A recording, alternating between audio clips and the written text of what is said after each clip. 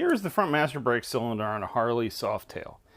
Now if you're checking your brake fluid level, there's a little sight glass right here. And your brake fluid should be at least 3/4 of the way up this sight glass, if not a little bit higher.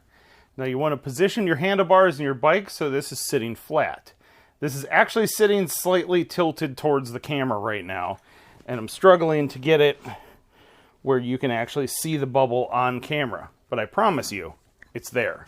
There is a faint little bubble up there. But anyways, you just want to make sure the bubble or the level is near the top of this sight glass. Otherwise, you could have a whole lot of air going on in here, and as it sloshes around, you could pull the lever and potentially draw a little air down there. Take that out of there. But you want to make sure you have fluid at least 3/4 of the way up this sight glass or a little bit higher. It doesn't have to be completely topped off, because when you do remove this cap, you'll see there's a little rubber grommet down inside of there. Matter of fact, let's grab a screwdriver.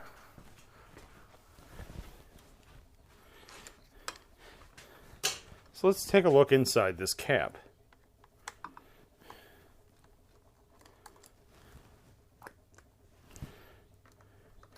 You want to have your bike positioned so this reservoir is pretty much level.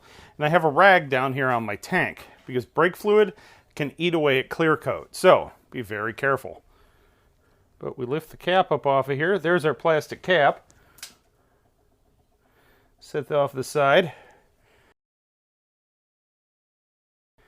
Then right here we have a little rubber piece here, and what this does is this kind of takes up the air space that's down inside the reservoir, and then that keeps the brake fluid from sloshing all over the place.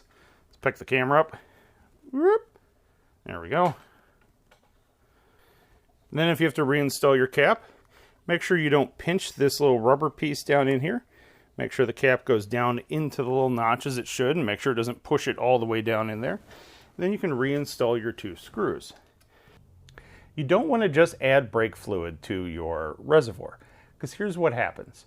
When you replace those brake pads, what you're going to do is you will recompress those pistons back inside that caliper. And you're going to squeeze these either with your hands or put a screwdriver in between your 2 old pads and twist it, or maybe even take a C-clamp, but you're going to recompress those pistons back down inside that caliper.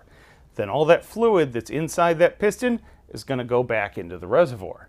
If you've topped it off at some point, that reservoir is going to overflow, and you don't want that, because obviously brake fluid will go everywhere, and that's no bueno.